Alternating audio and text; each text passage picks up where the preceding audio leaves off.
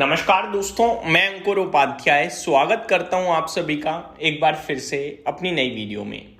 दोस्तों, सरकार ने एक फैसला लिया है और ये फैसला लिया है एक्साइज ड्यूटी पर एक्सपोर्ट की।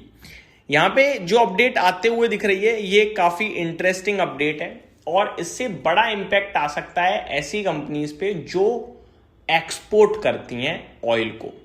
अब ऐसी कौन सी कंपनीज हैं, किसके लिए दिक्कत है और क्या पूरी अपडेट है, एक एक करके मैं आप सभी के साथ डिटेल शेयर करता हूं। शुरू करते हैं बिना किसी देरी के। सबसे पहले जो अपडेट है वो है diesel export duty hiked to ₹55.5 per litre. अब अगर आप डीजल एक्सपोर्ट कर रहे हो ना तो उस पर ड्यूटी हो गई है ₹55.5 प्रति लीटर। ये वो पैसा है जो सरकार को जाएगा। अब आप सोचो ₹55.5 लीटर ड्यूटी पे करनी पड़ जाए एक्सपोर्ट पे, तो कितने का बेचोगे आप, क्या बचाओगे, क्या कमाओगे।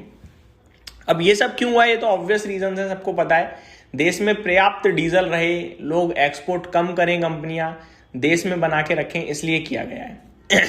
पूरी डिटेल्स पढ़ते हैं। The government has more than doubled the export duty on diesel, hiking it from 21.5 पर litre to ₹55.5 per litre on Saturday, यानी आज। ₹21.50 से सीधे ₹55.5 कर दिया भाई साहब एक्सपोर्ट ड्यूटी डीजल पे। ये तो डबल से भी ज्यादा हो गया है, ऑलमोस्ट 150% जंप हो गया है।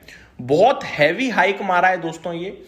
मतलब कि आप ये मान लो, अगर आप पहले ₹70 लीटर बेच रहे थे तो अब आपको करीब ₹100 लीटर बेचना पड़ेगा डीजल। तो इतना बड़ा हाइक हो गया है। अब पहली बात तो बेचना इतना महंगा हो जाएगा तो आप बेच नहीं सकते। दूसरी बात यह है कि अगर आप बेचोगे तो सरकार के लिए तो फायदा हो गया भैया, रेवेन्यू बढ़ेगा सरकार का, थोड़ा टैक्स कलेक्शन ज्यादा हो जाएगा। वरना आप देश में पर्याप्त बना के रखो डीजल, सिंपल है। अब ये सब क्यों किया है, जैसा कि मैंने बताया, देश में पर्याप्त डीजल बना रहे इसलिए किया गया है। आगे पढ़ते हैं। साथ ही साथ जो एविएशन टरबाइन फ्यूल है यानी एटीएफ है, इसके एक्सपोर्ट को भी बढ़ा दिया गया है, इसके एक्सपोर्ट के ड्यूटी को भी बढ़ाया है। जो ₹29.50 पर लीटर ड्यूटी है वो ₹42 पर लीटर कर दी गई है। तो ये भी बहुत हैवी हाइक है। ये सब क्यों हुआ है? The steep revision reflects government's continuing effort to curb the export of refined fuels at the expense of domestic availability, particularly as global energy prices remain volatile. क्योंकि ग्लोबल, आपको पता है, कच्चा तेल बहुत हैवी वॉलेटिलिटी में है, देश में तेल बना रहे इसलिए ये एक्सपोर्ट ड्यूटी लगाई जा रही है। अब इससे दो चीजें होंगी, एक, देश में तेल पर्याप्त रहेगा, लोग कम एक्सपोर्ट करेंगे, और दूसरा, जो एक्सपोर्ट करेगा वो सरकार को ज्यादा पे करेगा। सरकार के पास ज्यादा पेमेंट आएगी तो सरकार कच्चा तेल थोड़ा ज्यादा महंगा खरीद पाएगी, अफोर्ड कर पाएगी। तो ये बड़ी चीजें हैं, लेकिन ओवरऑल तो इकोनॉमी में ही डेंट आ रहा है कहीं ना कहीं। अब आते हैं आगे। Petrol however have been left untouched. हालांकि पेट्रोल एक्सपोर्ट पे कोई ड्यूटी नहीं बढ़ाई गई है, उसे छुआ भी नहीं है, ये अच्छी बात है। With its export duty holding at nil, a signal that domestic petrol supplies are considered adequate for now. तो इससे ये पता चलता है कि जो पेट्रोल है वो देश में पर्याप्त है, पेट्रोल को आप एक्सपोर्ट कर सकते हो, वहां कोई दिक्कत नहीं है। तो कंपनियां जो है वो पेट्रोल तो एक्सपोर्ट कर पाएंगी बट डीजल नहीं कर पाएंगी। क्यों? क्योंकि डीजल पे एक्सपोर्ट ड्यूटी बहुत हैवी हाइक कर दी गई है। अब मैं आपके साथ शेयर करना चाहूंगा थोड़ा और अपडेट, कौन कौन सी कंपनीज के लिए ये परेशानी का विषय है। सबसे पहले मैं आपको बता दूं, ये बड़ी रिफाइनरीज जैसे कि रिलायंस इंडस्ट्री, इनके लिए बहुत नेगेटिव है। हम लोगों को जब भी तेल से रिलेटेड कोई अपडेट होता है ऐसा लगता है आईओसी, एचपीसीएल, बीपीसीएल के लिए नेगेटिव है, लेकिन नहीं। आईओसी, एचपी और बीपी ये तो देश में बेचती हैं तेल ज्यादा, देश के लिए थोड़ी दिक्कत है।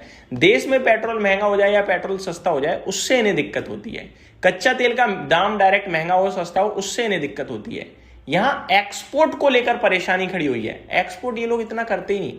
एक्सपोर्ट करती हैं रिलायंस जैसी कंपनियां जो बड़े लेवल पे कच्चा तेल खरीदती हैं, रिफाइन करती हैं और एक्सपोर्ट कर देती हैं। इनके पेट्रोल पंप देश में तो आपको ज्यादा दिखेंगे नहीं, तो इनके लिए ये बहुत ज्यादा नेगेटिव है क्योंकि एक्सपोर्ट का धंधा इनका ऑलमोस्ट अभी के लिए डेड होता हुआ दिखेगा।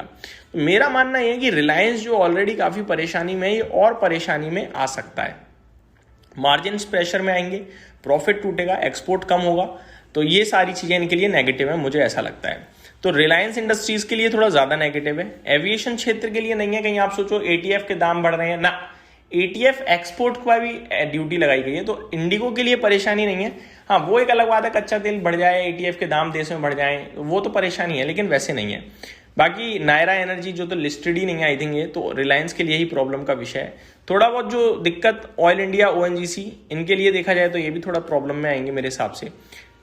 बाकी इंडिगो और स्पाइस जेट के लिए इनडायरेक्ट इंपैक्ट है, एटीएफ के दाम ऊपर आएंगे तो ये परेशान होंगे, बाकी नहीं। बाकी ऑयल रिफाइनर्स एसपीसीएल, आईओसी, बीपीसीएल, इनके लिए भी दिक्कत है बट उतनी नहीं है क्योंकि ये एक्सपोर्ट ज़्यादा नहीं करते हैं, ये इंडिया में ज़्यादातर माल बेचते हैं, इसलिए इनके लिए भी दिक्कत है बट उतनी नहीं है। सबसे स्ट्रॉन्ग दिक्कत मुझे जो लगती है वो है रिलायंस इंडस्ट्रीज़ के लिए, क्योंकि ये एक्सपोर्ट ड्रिवन है।